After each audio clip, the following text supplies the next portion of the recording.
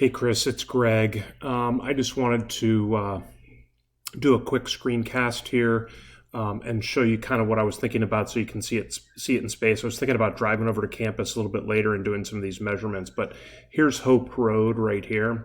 This is north, this is south. Here's the Fine Arts Center, the main building, the dining hall up here at the upper right. If families entered in their cars right here to the north of the pond, if we set up signage, and I'm thinking of two signs, a picture of each senior with where they're going to go to college, and then a piece of white plywood that I would paint white with a roller and brush, and then we could put some stakes in the ground so that the seniors could come with a blue Sharpie at predetermined times, no more than the allowable amount of people at a time, either to pick them up and do them at home and bring them back, or just to do them in, half-hour increments, spread out, maybe one here, one here, one here, one here. I could supervise all this.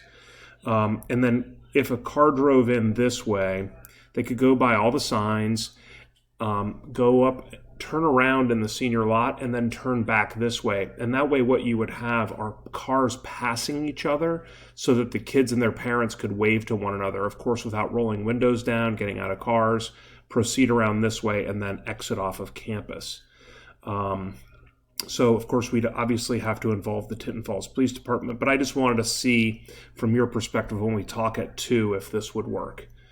So again, families would enter here, drive around, turn around in the senior lot, drive back this way, this way, this way. We have 63 seniors, so I'm thinking 10 signs here, 10 here, 10 here, 10 here, 10 here, and 10 here, and that way and 10 here along the Fine Arts Building. The one issue, of course, is the driveway here. But everywhere else, we could have the signs up. And then if things were relaxed later in the year, the kids could come and stand by their sign, and maybe other families could drive through that know seniors or stuff like that. So anyway, just a thought. Thanks, Chris.